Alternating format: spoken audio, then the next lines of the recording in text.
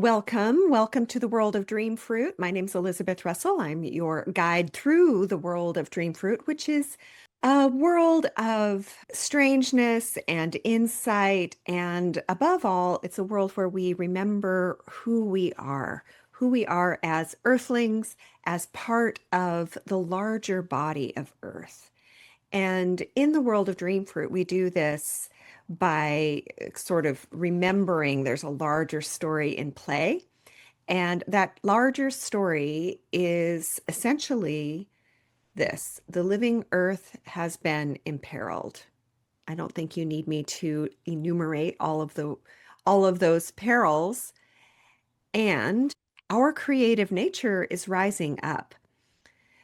And in this story, we are all earthlings in training on a shared mission to return to what I call radical belonging. And radical belonging is a sense of that inborn kinship that we have with the whole of life, the web of relatedness.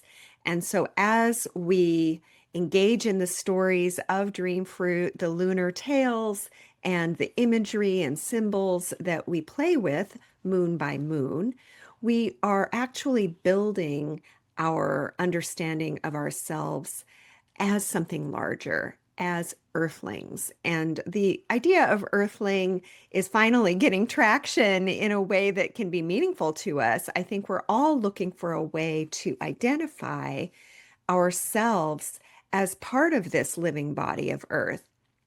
We are of this earth. Even if you feel and sense yourself as being an interstellar being, and I know you, hello, we've talked, you're here. Here we are. We're alive on planet Earth, and it is such a sacred space. It is a place where we can find home, where actually our needs can be met, and we can deepen into our relatedness with the soul of the world. And in Dream Fruit, we have three pathways that we play with. And those pathways toward radical belonging are, first of all, natural time, really tuning into the cycles of light and dark, the cycles of the moon, which is why we do these lunar tales moon by moon. It reminds us that there's actually a larger flow of time that isn't just the ever forward Gregorian calendar where every day looks like the same day, only a little bit further down the line.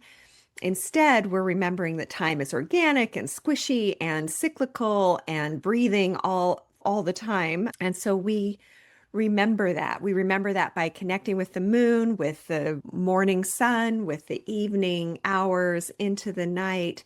So really playing with light and dark, cycles of the seasons. And then the second pathway toward radical belonging is working with magical allies and remembering ourselves as allies.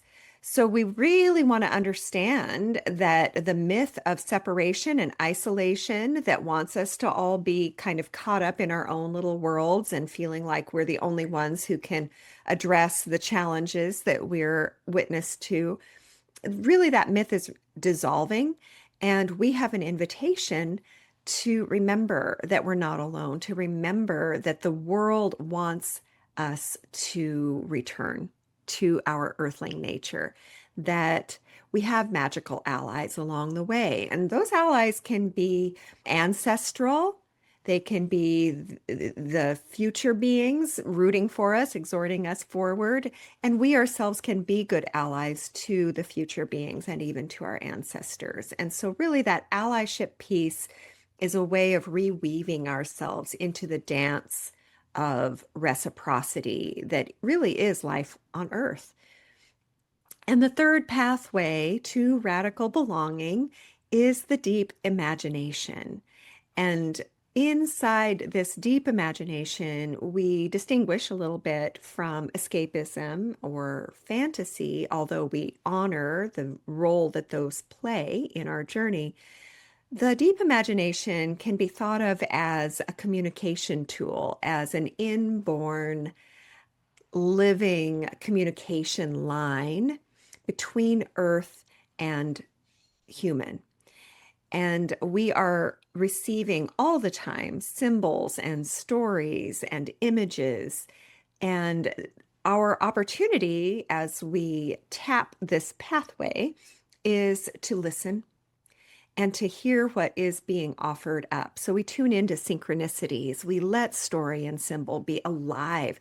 We kind of migrate our attention on it every so often out of that left brain, rational, everything is linear and needs to make sense. We need to produce, produce, produce.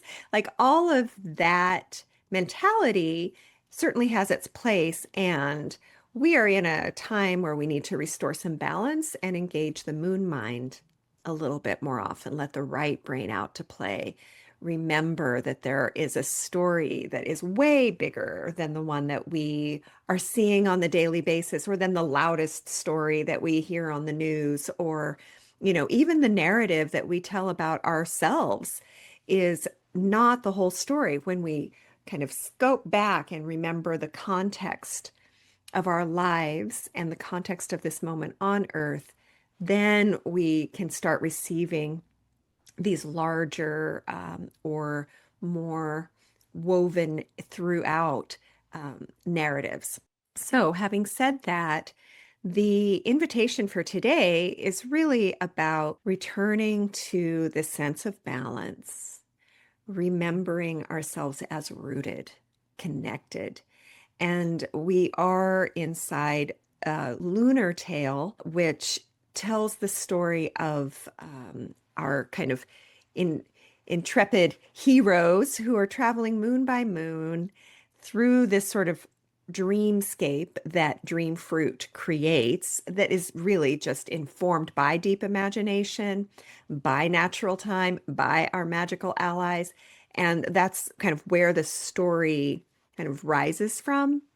And each lunation gives us some touchstones, imagery that we can refer to throughout the month. We can let our own imagination engage some of these images that show up in the lunar tales and see what we find, what wisdom is there for us, what remembering is there for us. So, with this new moon and this lunar cycle, which goes from March 18th through April 16th, with a full moon on April 1st, with this lunar cycle, we are working with the image of a prism. A prism, a tool that when you hold it just so and beam a ray of light through it, it refracts, it breaks open into many, many colors, into many kinds of light.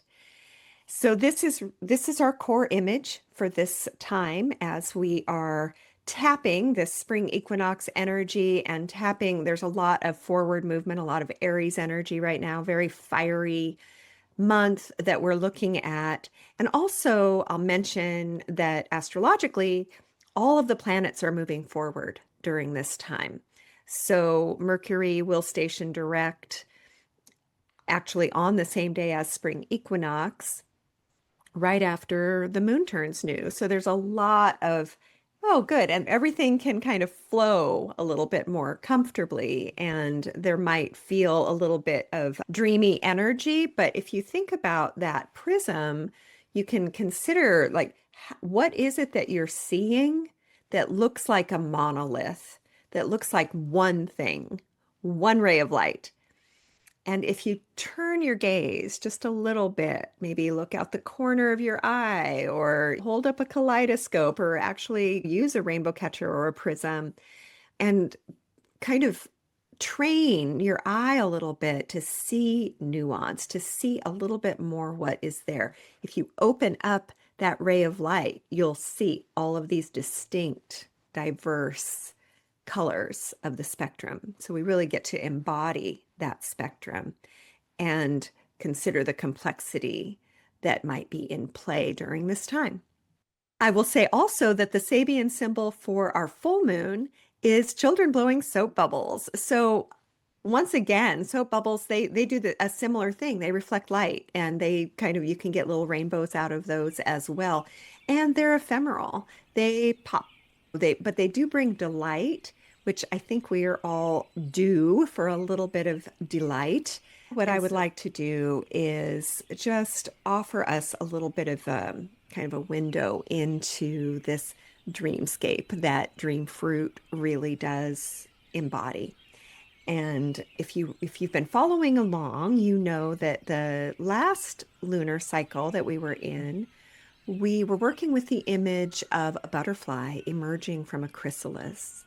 And the story really had us sort of opening up these wings that we didn't really even know were possible. And so now with the prism, the story shows us, how those wings can play when we let the light shine through them. And as when a butterfly's wings are brand new, they have to dry, they have to crystallize, they have to kind of get strong and take their shape before they can take flight. So in this little vignette of the lunar tale for this month, we're really seeing what is possible as the light passes through these beautiful new wings that we're experiencing. And I want to just mention that the thing about the lunar tales and what I love about and why I do Dream Fruit as a series of lunar tales is to really understand that each layer builds on the prior layer. So nothing really goes away. So the themes that we hear about or that we're playing with are recognizing moon by moon, and the images, symbols, and stories, they don't go away. We instead, you can imagine that we're sort of stringing pearls. And so, yes, it's kind of got this, there is an innate intelligence that can create coherent narrative from lunar cycle to lunar cycle. And this is true in astrology in general. It's quite beautiful and elegant, our poetic universe. So let's kind of begin to activate that nonlinear mind and tune in a slightly different way and allow the imagery to come to the foreground, allow symbol and story to take the lead as we enter into the dream of the refraction moon. And in this dream of the refraction moon, the sun and moon shine through our newly dried wings to cast bright colors across moss and stone. Even as the world of forgetting flattens into two colors or three, we tilt our heads and soften our gaze until myriad colors shine through. A hidden spectrum. So this hidden spectrum crystallizes into a sparkling rainbow bridge, enfolding the vulnerable in our wondrous wings. We become a living prism, a sanctuary of passage across this rainbow bridge.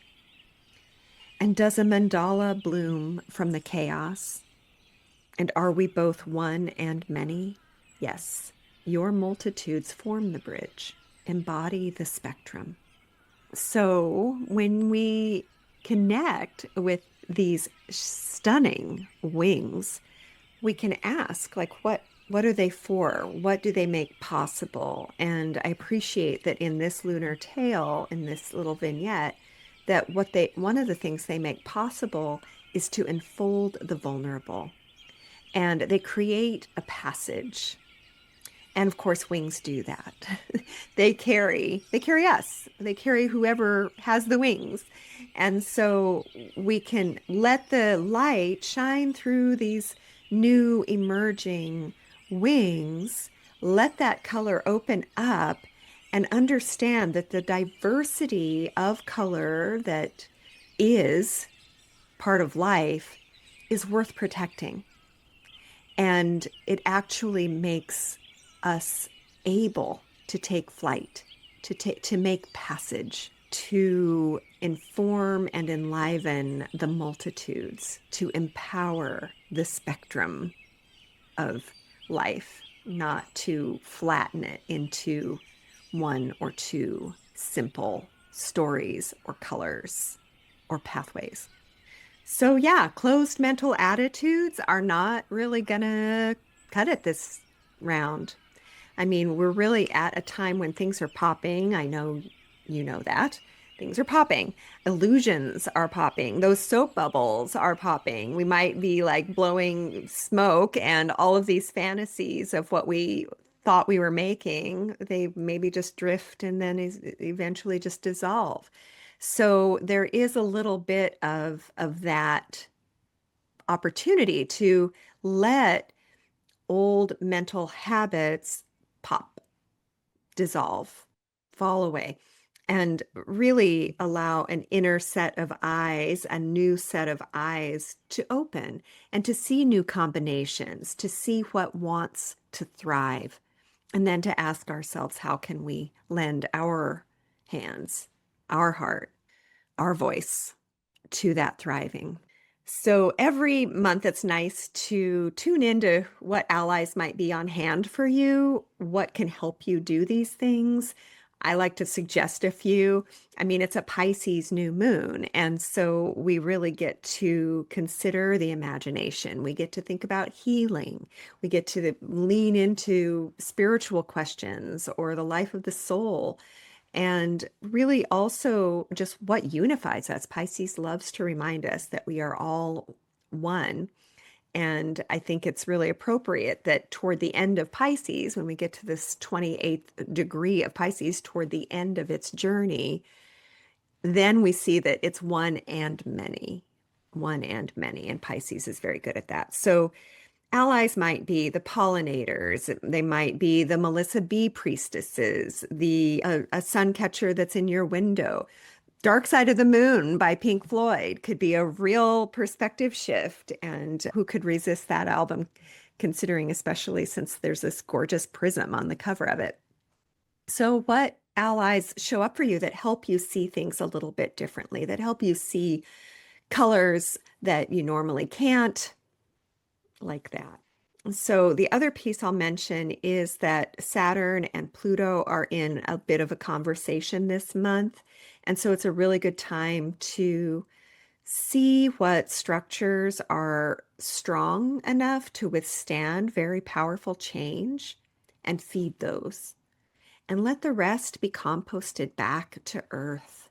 It's like there's a noticing the powerful structures and systems that Saturn really holds up, and get that Pluto is quite busily dissolving things and breaking things down. And so when Saturn and Pluto are in conversation, and I think now more than ever, it is a good time to see what can hold up. And I think really leaning into what is real, what is tangible, so that we can move away from the, disinformation, the illusions, the confusions, the willful misdirections that are active in our kind of information streams, and instead look at what we see with our own eyes, what we actually can have some amount of influence over.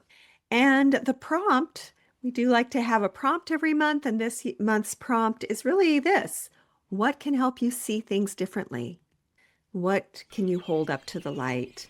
How can you embody that spectrum? So, what can help you see it differently? Trying to look at all the facets of something and allowing complexity into your awareness.